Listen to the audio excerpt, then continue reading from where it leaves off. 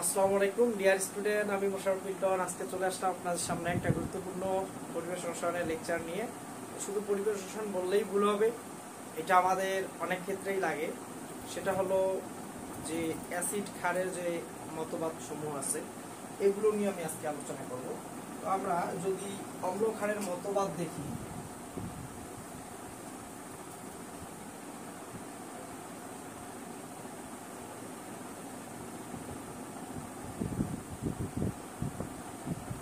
এখানে আমরা তিন ধরনের মতবাদ, একটা হয় আর্হেনিয়াসের মতবাদ,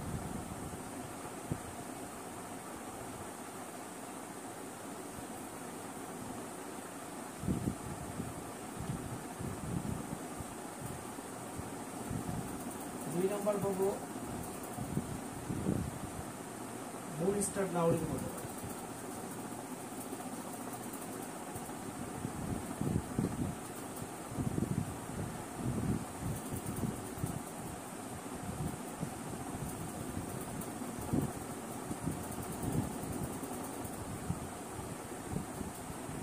এবং তিন নম্বর পাবো লুইস মতবাদ।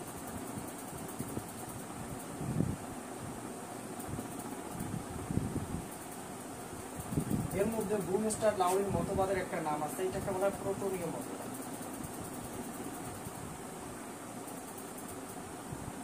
আর এইটাকে বলা হয় ইলেকট্রনীয় মতবাদ বা সর্বাধুনিক মতবাদ।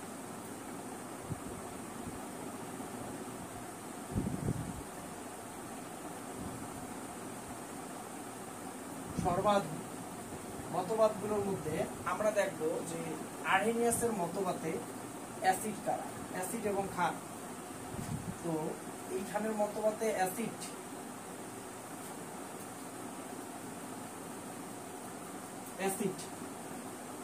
আর্হেনিয়াসের মতবাদ মানে আর্গুমেন্ট আছে, আর্গুমেন্ট মানে যুক্তি তর্ক। তো আর্হেনিয়াস বলছে অ্যাসিড হইতে হলে, অ্যাসিড হলো সেই সকল যৌগ, যে সকল যৌগ জলীয় দ্রবণের মধ্যে প্রোটন ত্যাগ করে বা H+ ত্যাগ করে। তাহলে আমরা এখানে বলতে পারবো H কি করে, জলীয় দ্রবণে যারা প্রোটন ত্যাগ করে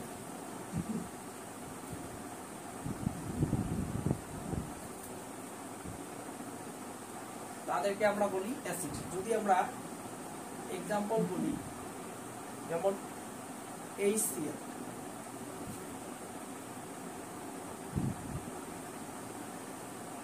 H2SO4, sulphuric acid, nitric acid, H3PO4, phosphoric acid, CH3COOH, acetic acid, perchloric acid, তারপরে যদি আমরা দেখি কার্বনিক অ্যাসিড, তারপরে আমরা যদি দেখি হাইড্রোজেন ব্রোমাইড, তারপর আমরা দেখতে পারি H3PO3, তারপরে H3PO2। অর্থাৎ এগুলোর মধ্যে অবশ্যই একটা জিনিস কমন থাকে, H+ অর্থাৎ প্রোটন থাকবে। অবশ্যই কি থাকতে হবে এখানে, যে H+ থাকবে।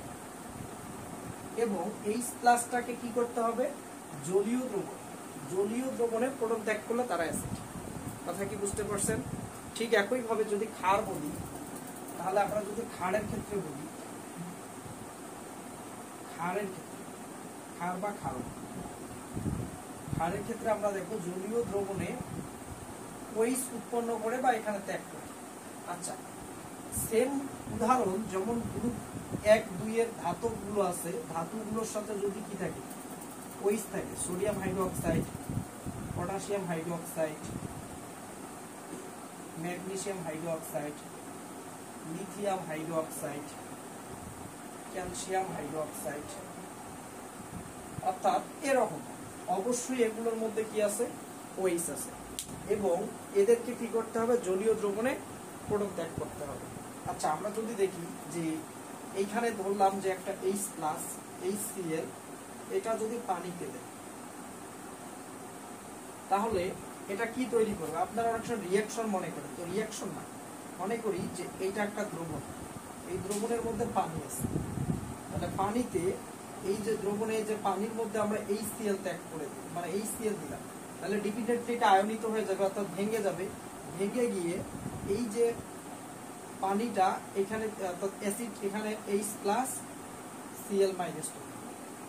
তার মানে এই যে জলীয় দ্রবণ এটা লিকুইড আর এটা হলো অ্যাকুয়াস, এইটা কি করবে যে জলীয় দ্রবণ প্রোটন উৎপন্ন করে এটা ত্যাগ করবে, তাহলে তারা অ্যাসিড। অথবা অনেকজন এরকম ভাবতে পারেন যে HCl প্লাস পানি যদি বিক্রিয়া করে তাহলে তো হাইড্রোনিয়াম আয়ন তৈরি হয়, হাইড্রোনিয়াম প্লাস ক্লোরিন আয়ন। তো এই যে বিক্রি এরকম করা যায়, প্রয়োজন নেই এখানে। মনে রাখবেন যে এখানে শুধু কি হবে, H+ ত্যাগ করবে দ্রবণে, অর্থাৎ এই যে দ্রবণে এখানে যেহেতু পানি ছিল, এইটা আসার পর একুয়াস অর্থাৎ এইটা ভেঙে প্রোটন অর্থাৎ পজিটিভ নেগেটিভ চার্জে ভাগ হয়ে গেছে এবং ক্লোরাইড আয়ন। তো এইটা হলো একটা অ্যাসিড। সেম ক্ষারের ক্ষেত্রেও একই ব্যাখ্যা। তো আমরা এখন একটা দেখবো যে বুনস্টট-লাউরির মতবাদ বা এটাকে বলা হয় প্রোটনীয় মতবাদ। এইখানে কোনো ধরনের আর্গুমেন্ট নেই, আর্গুমেন্ট মানে যুক্তিতর্ক, অর্থাৎ বুনস্টট-লাউরি বলছে যে প্রোটন শুধু ত্যাগ করতে পারলেই তারা অ্যাসিড, এখানে ম্যান্ডেটরি কোনো জলীয় দ্রবণের প্রয়োজন, অর্থাৎ এইখানের হিসাবে অ্যাসিড অর্থাৎ যে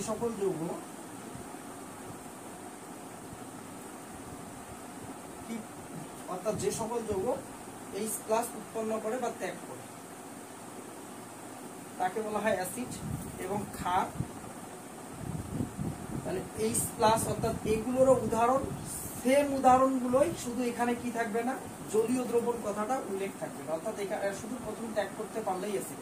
অর্থাৎ এইখানে যদি এইটাকে ভেঙে দেই H+Cl-, ঠিক একইভাবে H2SO4 সালফিউরিক অ্যাসিডকে ভাঙি H+SO4 2-, তাহলে দুইটা আছে, দুই দিলাম। তাহলে এরা কি করতেছে, ডেফিনেটলি এটা প্রোটন ত্যাগ করতে পারতেছে, অর্থাৎ প্রোটন ত্যাগ করতে পারলেই সেটা কি অম্ল হিসাবে বিবেচিত হবে।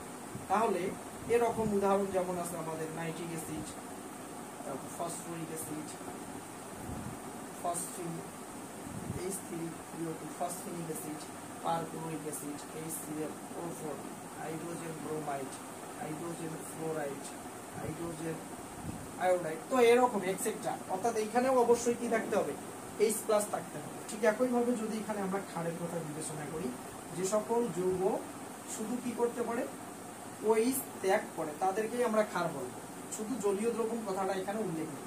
তাহলে আমরা এখানে ধরতে পারি যে সোডিয়াম হাইড্রোক্সাইড, পটাশিয়াম হাইড্রোক্সাইড, তারপরে অ্যামোনিয়াম হাইড্রোক্সাইড, OH থাকলেই হলো। তারপরে ক্যালসিয়াম হাইড্রোক্সাইড, ক্যালসিয়ামের যোজনী 2, তারপরে লিখতে পারি ম্যাগনেসিয়াম হাইড্রোক্সাইড। এই জাতীয় গ্রুপ 1-2 এর সাথে অথবা অ্যামোনিয়ার সাথে OH থাকলে এগুলো কি হবে, যে এগুলো ক্ষার হিসাবে বিবেচনা হবে। তো এইখানে একটা জিনিস খুব ইম্পর্টেন্ট, অ্যাডমিশন যারা দিবেন তাদের জন্য এটা মোস্ট ইম্পর্টেন্ট। আমি এই ইম্পর্টেন্ট জায়গাটার কথা বলে দিচ্ছি, সেটা হলো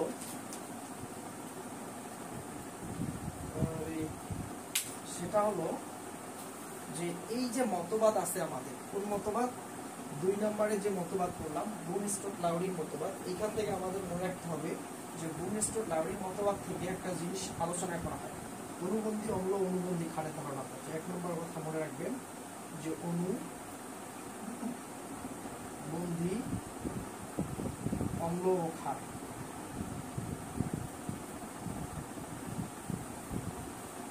অম্ল ও ক্ষারকের ধারণা পাওয়া যায়।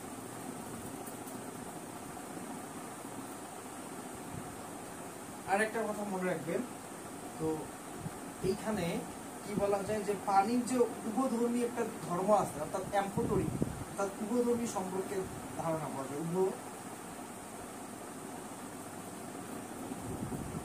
উভধর্মী সম্পর্কে ধারণা পাওয়া যায়।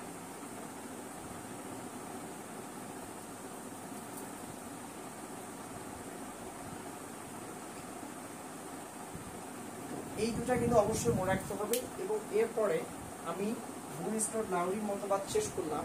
আমি এই যে পরবর্তীতে আমি ভিডিও দেবো অনুবন্ধী অম্ল ও অনুবন্ধী ক্ষার, অথবা অম্লত্ব ক্ষারত্ব বের করা। আপনাদের যদি প্রবলেম থাকে আমাকে কমেন্ট করে জানাবেন, আমি এর উপরে একটা ভিডিও তৈরি করব। তো আমি এবং লাস্ট যে মতবাদটা আছে 3 নম্বর মতবাদটা আমরা দেখব। তাহলে 3 নম্বর যে মতবাদ আছে এটাকে বলা হয় কি, যে লুইস মতবাদ বা ইলেকট্রনীয়।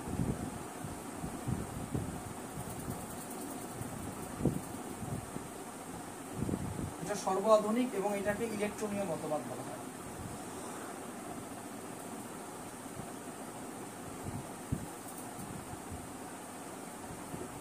ইলেকট্রনীয় মতবাদ, এখানে মাথায় রাখতে হবে যে এইখানে H প্লাসের কোনো কার্বন নেই। H প্লাস যদি শুধু ত্যাগ করতে পারে সেটা হলো ব্রুনস্টার-ডাউনির মতবাদ, আর সেটা যদি জলীয় দ্রবণে ত্যাগ করে সেটা হলো আর্হেনিয়াসের মতবাদ। তাহলে আমরা এখানে অ্যাসিড এবং ক্ষারের ক্ষেত্রে আমাদের চলে আসবে এখানে কি মুক্ত জোড় ইলেকট্রন। তাহলে আমরা এখানে অ্যাসিড এবং ক্ষার, অ্যাসিড কাকে বলে এবং ক্ষার কাকে বলে, এখানে হলো লুইস অ্যাসিড মানে লুচ্ছা অ্যাসিড। লুইস অ্যাসিড মানে এখানে লুচ্ছা অ্যাসিড, এই কথাটা মনে রাখতে হবে যে লুচ্ছারা কি করে। আচ্ছা, মনে করেন যে আপনার একটা বন্ধু আছে, তো সেই বন্ধু যে আপনার এক বন্ধুকে একটা রিলেশনশিপের মধ্যে সাহায্য করছে, যে তার সাথে একটা রিলেশন তৈরি করে দিছে। এখন কোনো একটা সময় যার সাথে রিলেশনটা তৈরি করে দিছে সেই রিলেশনটা একটা সময় ব্রেকআপ হয়ে গেছে। তো ব্রেকআপ হওয়ার পর এখন দেখা যায় যে মেয়েটা এখন কি হয়ে গেছে, সে তো এখন আলাদা হয়ে গেছে, সে একজন মুক্ত মানুষ, ছেলেরাও মুক্ত মানুষ। এখন যে রিলেশনে ছিল তোমার দুইটা এ এবং বি, এইটা একটা এ রিলেশন ভেঙে তারা এ এবং বি তে চলে গেছে, যাওয়ার পর তারা এখন মুক্ত আছে। এখন এই এ এবং বি এর মধ্যে বিটাকে আপনারা ফিমেল হিসেবে ধরবেন, ধরলাম যে এটা একটা মেয়ে আর এটা হলো একটা সি। এই যে মেয়ে এবং ছেলের মধ্যে দুইজনে মুক্ত আছে, এই এদের মধ্যে বন্ড যে তৃতীয় যে ব্যক্তিটা ছিল, যে রিলেশনটা ব্রেকআপ হওয়ার আগ পর্যন্ত যে রিলেশনটাকে বন্ডিং করে রাখছিল, সেটা হলো সি একটা ব্যক্তি। এইখানে কি হয়েছে, এই সি ব্যক্তি যখন তাদের রিলেশনটা ব্রেকআপ হয়ে গেছে, তারা তো মুক্ত, পরবর্তী সি ব্যক্তি তো ঘটক ছিল এই যে ঘটক কি করলো, নিজেই মেয়েটার সাথে রিলেশনশিপে জড়াই ফেললো। অর্থাৎ এখানে এই যে বিসি, অর্থাৎ এই যে বিসি, বি এর মধ্যে বি যে মেয়েটাকে কি করলো, আপনার এই যে লুচ্ছা বন্ধু সে কি করলো, গ্রহণ করলো। অর্থাৎ এই লুচ্ছা বন্ধুটাই হলো কি তোমার লুইস অ্যাসিড। কথা কি বুঝতে পারছো? এই লুচ্ছা বন্ধুটাই হলো লুইস অ্যাসিড। তো লুইস অ্যাসিড কারা, যে সকল যৌগ মুক্ত জোড় ইলেকট্রন গ্রহণ করে। এই যে অন্যের গার্লফ্রেন্ডকে তোমার বন্ধু গ্রহণ করছে, তোমার বন্ধু একটা লুইস অ্যাসিড। অর্থাৎ যারা কি করে, মুক্ত জোড় ইলেকট্রন গ্রহণ করে, মুক্ত জোড় ইলেকট্রন গ্রহণ করে, তাকে বলা হয় লুইস অ্যাসিড বা লুচ্ছা অ্যাসিড। এখন এই যে মুক্ত জোড় ইলেকট্রন যারা গ্রহণ করে তাদেরকে আমরা বলবো লুইস অ্যাসিড। তো মুক্ত জোড় ইলেকট্রন গ্রহণ করে কারা, এটা খুব ইম্পর্টেন্ট।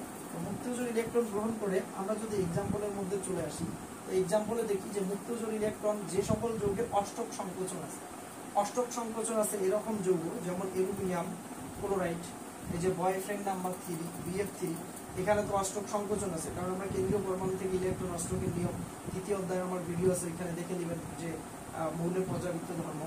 তারপরে হইতে পারে বেরিলিয়াম ক্লোরাইড, তারপরে বোরন ট্রাইক্লোরাইড, তারপরে জিঙ্ক ক্লোরাইড, তারপরে হইতে পারে কি যে জিঙ্ক ক্লোরাইড, তারপরে FeCl2, তারপরে হইতে পারে FeCl3, তারপরে আপনার অধাতব লুইস অ্যাসিড, এই যে তো আপনার সালফার ডাইঅক্সাইড, সালফার ট্রাইঅক্সাইড, তারপরে আল্লাহ দুনিয়ার সকল প্লাস প্লাস যেমন কি হইতে পারে Fe2+, Fe3+, তারপরে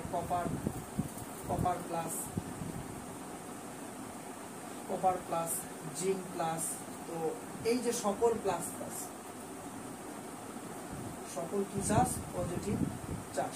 তবে ব্যতিক্রম হলো অ্যামোনিয়াম কিন্তু লুইস অ্যাসিড প্লাস চার্জ হলে হবে না, এটা কিন্তু না। তার মানে যাদের মুক্ত জোড় ইলেকট্রন থাকবে এবং অষ্টক সংকোচন থাকবে তারা হলো লুইস অ্যাসিড। ঠিক একইভাবে লুইস ক্ষার খারা।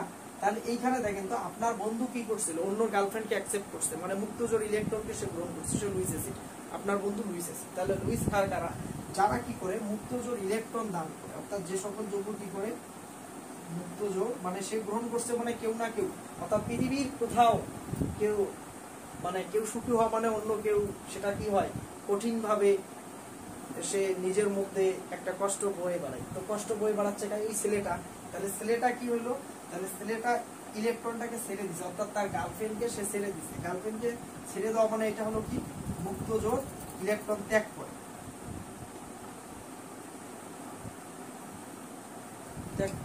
তাকে বলা হবে লুইস খার, তাকে বলা হবে লুইস খার। তাহলে এই যে লুইস খার কারা, যদি আমরা এক্সাম্পল বলি, যেমন যাদের মধ্যে মুক্তজোড় থাকবে তারাই তো মুক্তজোড় ইলেকট্রন কি করবে, অ্যামোনিয়া, অ্যামোনিয়াতে মুক্তজোড়, তারপরে যেমন পানি, পানিতে মুক্তজোড়, তারপরে আর অ্যামিন, একডিক্লিয়ামিন, অথবা হইতে পারে কি যে অ্যানিলিন,